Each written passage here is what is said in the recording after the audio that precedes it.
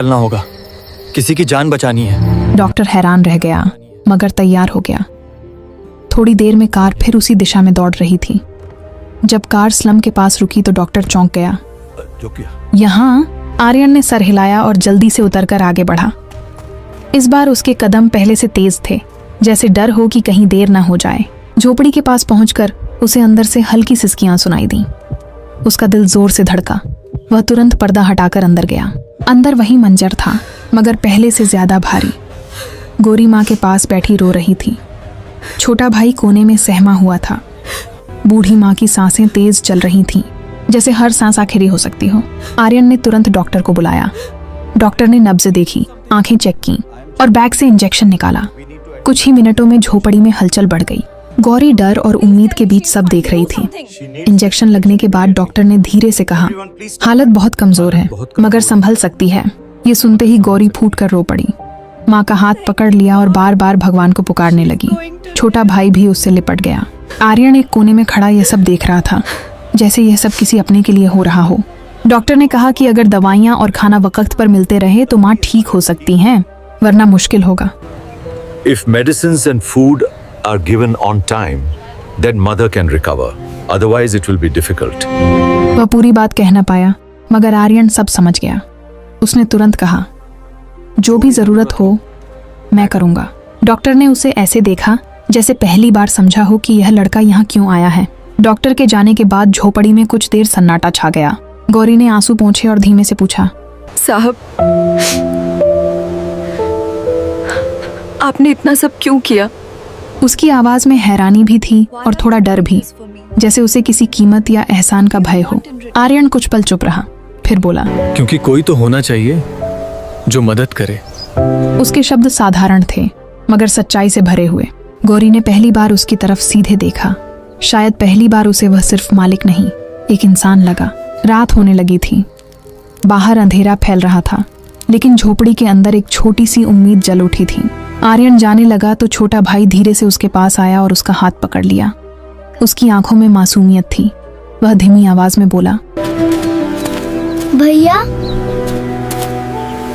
कल भी आओगे? यह सुनकर आर्यन का गला भर आया। उसे लगा जैसे किसी ने उसे अपना बना लिया हो। उसने हल्की सी मुस्कान के साथ कहा, हाँ, आऊंगा। बच्चे के चेहरे पर पहली बार सच्ची खुशी आई।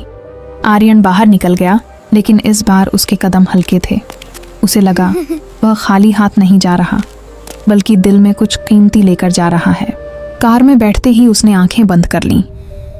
आज उसे पहली बार समझ आया कि जिंदगी सिर्फ अपने लिए जीना नहीं है, कभी कभी किसी अजनबी के लिए रुक जाना ही इंसान होने की असली पहचान है। उसे अंदाजा नहीं था कि इसका यह फैसला आगे उसकी पूरी दुनिया बदल देगा। अगली सुबह वह बहुत जल्दी उठ गया। नींद पूरी रात नहीं आई थी, बस वही झोपड़ी, वही बीमार माँ और वही आवाज उसके कानों में गूंजती रही, भैया कल भी आओगे? वह बिना खाए तैयार हुआ और ड्राइवर से बोला, सीधे बाजार चलो। रास्ते भर वह चुप रहा। सिर्फ एक ही ख्याल था, आज उन्हें भूखे नहीं रहने देना है। बाजार से उसने बहुत सा सामान खरीदा, राशन, खिल, दूध, दवाइयाँ, कंबल, यहाँ तक कि एक छोटा स्टोव भी। दुकानदार हैरान था कि इतना महंगे कपड़े पहना लड़का स्लम के लिए इतना सामान क्यों खरीद रहा है। आर्यन ने सब सामान गाड़ी में रखवाया और सीधा स्लम पहुंच गया। अब उसके कदमों में झिझक नहीं थी। गली के लोग उसे पहचानने लगे थे। कुछ बच्चे उसके पीछे पीछे चलने लगे। वह झोपड़ी के सामने पहुंचा और आवाज दी, गोरी। अंदर से खांसी की आवाज आई। फिर गोरी बाहर निकली। उसे देखकर वह चौंक गई। चेहरे पर थकान थी, मगर डर कम था।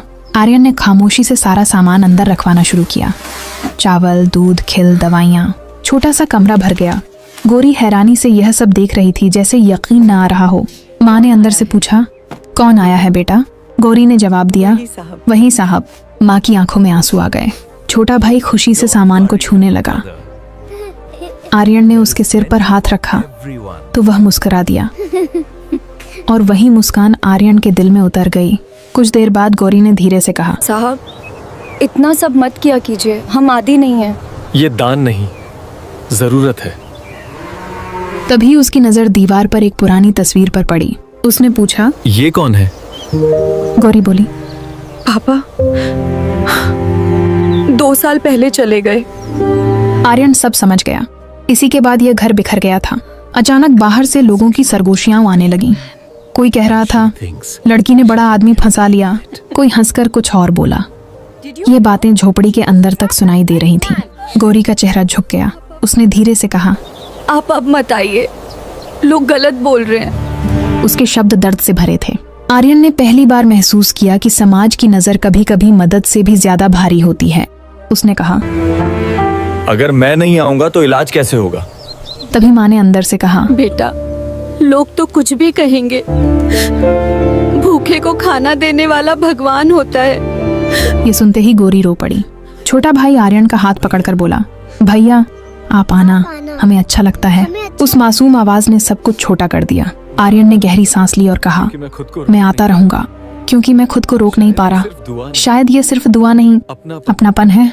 गौरी ने पहली बार हल्की सी मुस्कान दी, जो आंसुओं से भीगी थी। शाम होती गई। जाते वक्त माँ ने आशीर्वाद दिया, खुश रहो बेटा। आर्यन ठिठक गया। पहली बार किसी ने उसे दिल से दुआ दी थी। वह बाहर निकला तो गली में खड़े लोग चुप हो गए।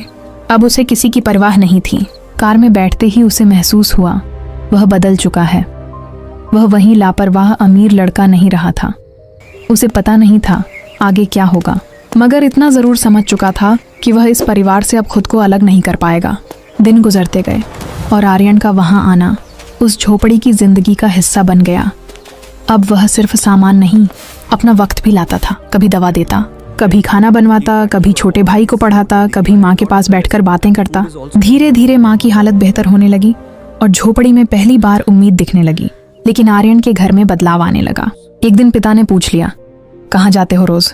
आर्यन ने आराम से कहा, एक परिवार की मदद करने। पिता हंस पड़े, दुनिया के सारे गरीबों की जिम्मेदारी ले ली क्या? यह सुनकर आर्यन चुप हो गया, मगर अंदर कुछ टूट गया। एक शाम जब वह झोपड़ी पहुंचा तो माहौल भारी था। गौरी चुप, भाई चुप और माँ की आंखों में आंसू थे। क्या हुआ? मकान मालिक झोपड़ी खाली करने को कह रहा है, पैसे नहीं दिए तो निकाल देगा।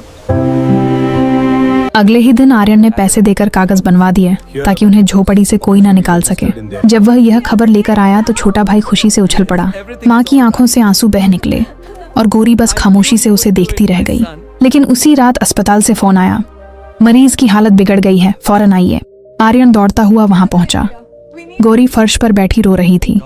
भाई उससे चिपका था और माँ ICU में थी।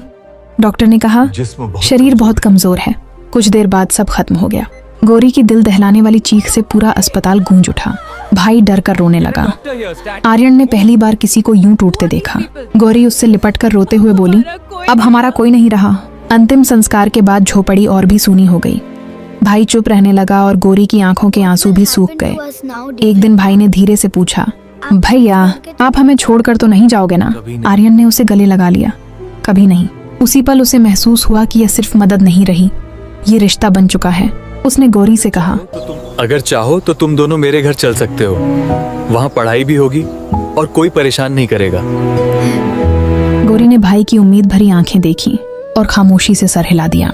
कुछ महीनों बाद कृष्णा पैलेस बदल चुका था।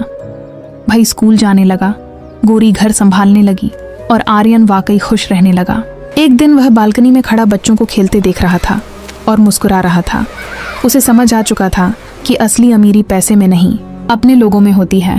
पीछे से गौरी चाय लेकर आई। दोनों की नजरें मिली, बिना झिझक, बिना दूरी, सिर्फ अपनापन। मुंबई की वही चमकती रात थी, वही ऊंची इमारतें। लेकिन आर्यन के दिल में अब कोई अंधेरा नहीं था, क्योंकि एक गरीब नौकरानी की झोपड़ी ने उसे वह सिखा दिया था जो करोड़ों रुपए नहीं सिखा सके, कि इंसानियत ही सबसे बड़ी दौलत है।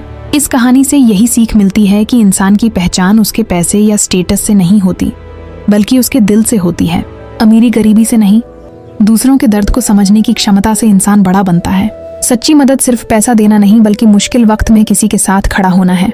जब हम किसी की जिंदगी संवारते हैं, तभी हमारी अपनी जिंदगी भी बदलती है। अब आप बताइए,